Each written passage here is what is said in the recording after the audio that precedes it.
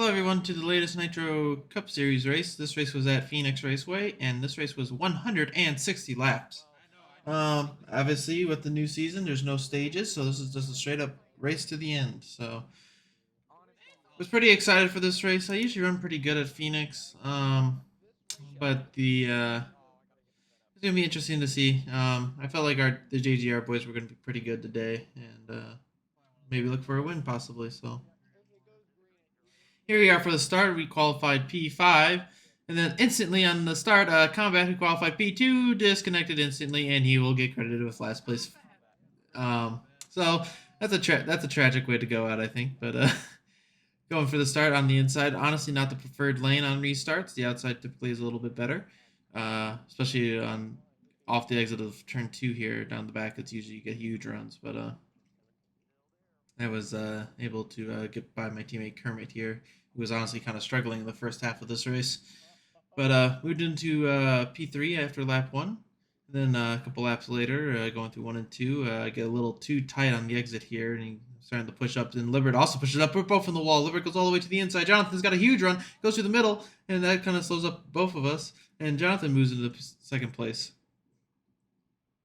And then a few laps later, I think this is like lap 10 or something, we started to actually slowly reel in Jonathan back in and slowly making ground up. And then a couple more laps later, able to get to basically to his bumper and take a look to the inside. And he gets a little high, maybe into the wall a little bit, and we get a run down the backstretch.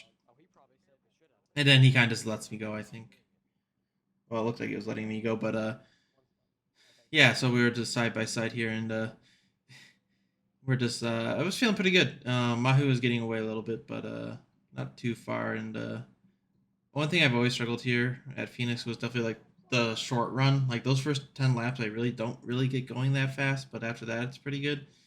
And that was kind of holding true here because Mahu was at 2 seconds, and it kind of stayed there for like 10 or so laps. So I was feeling pretty good. But my big issue is like I just lose so much time here on short runs, and kind of even it out on long runs. But we go all the way to the pit window, and the thing with the pitting here is that you can see we still have 8 laps of gas, but you can see our right rears are less than 10%. So Mahu's must have been already at like 2% or something, and then I was able to go out 2 more laps, so we were gonna have 2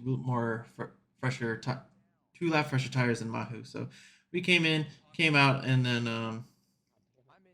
Mahu honestly had an insane pit stop. I don't know what happened, but he was really far ahead at this point. He was like 5 seconds ahead. Yeah, 5.3 ahead, and was in third because the 14 of KBO5 was he did a pretty big undercut. So, but get in the wall a little bit there. But we were able to run down KB. So went on the outside of him. Actually, the outside's a pretty viable line at this track. So just lost a little time trying to get by him to Mahu, but was able to clear him at 41. And then honestly, not much happens after this for a bit. So just running laps at this point, but finally clear for back into second. So we moved to lap 55. You can see it's kind of stayed the same, 6.2 seconds. But we actually had a caution. There was a crash in 3 and 4 the lap prior, so we raced it back to the line, and time for our first caution. So everyone's going to come in for their pit stops, and that's how it's going to be. So lap 56, and then we get restart with 101 laps to go on lap 60. And Mahu got a big jump here. I was caught sleeping. Jonathan on the outside behind Mahu was caught sleeping. Basically, everyone was caught sleeping. So KBO5 looks to the inside after he got a better start than me, and then pushes up the hill a little bit. You can see why you want to be on the outside because you push people down and you just get a nice run. You can see how big the gap is behind me.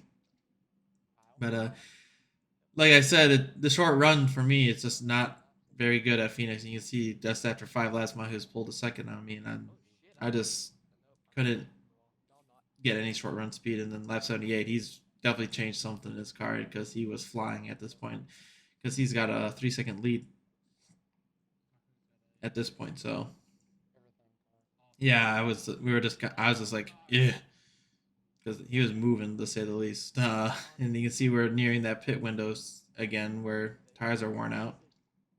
But you can see The first green flag pit stops, we had 8 laps of gas when we pitted, and you can see we're at 7 because definitely tying the car up a lot. This doesn't get a few extra laps out of the right rear, so um, yeah. But Mahu comes in now, and then we are able to stretch out another 2 extra laps. So I was hoping maybe at some point like the tires would even out for us, but coming at lap 94, coming to lap 95. Jonathan came in with me as well into the pits, and we exit, and he actually gained quite a bit of time, it looks like. But Mahu actually didn't gain much time, if any at all, on this cycle. So it's only 5 seconds. So we were like, okay, maybe we can make some ground up, and then we still ended up in second place out of the cycle. So that's all good and dandy. But yeah, this race so far, honestly, was really calm, and I really enjoyed it. But here was a little bit of a moment on lap 101, kind of lap 102, trying to lap Joseph. I go to the very inside, honestly, a little too low, and then I come up and I get really tight. I get into the wall, and the wall bounces me right in front of Joseph and sends Joseph into the inside wall. Honestly, my bad. Uh, it just got really tight.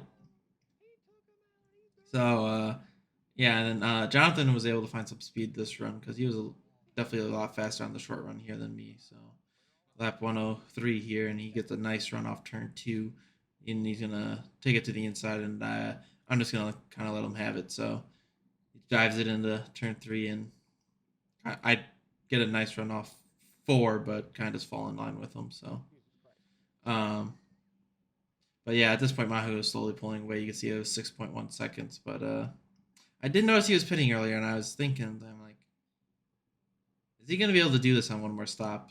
Because he was pitting a little earlier than us. I thought it was like, oh, he's gonna have to pit earlier again on this next one. And it's gonna be really hard for him to make it, in my opinion, at this point. So I still, this isn't really a fuel race; it's more of a tire race game. So you can see on lap 111 here, Jonathan's been able to pull a little bit of the gap, but you can see we are in a little bit of lap traffic, and we go into turn 3, and Jonathan sends one, and then hits LCS up into the wall. He said he didn't hit him on his screen, but I'm gonna say that was kind of a sus statement to say the least. But here we are going to the inside of Lazy as well, and we were able to clear this lap traffic pretty easily. And at this point, I actually was starting to reel in Jonathan. My car definitely gained some speed here in the second part of this run. You can see lap 122 now, coming to 123. I ran Jonathan down and looking to get back in the second. And but yeah, the car was feeling really good now, but it still just not really doing anything to Mahu. I mean, Mahu's pulling out to basically an 8 second lead at this point.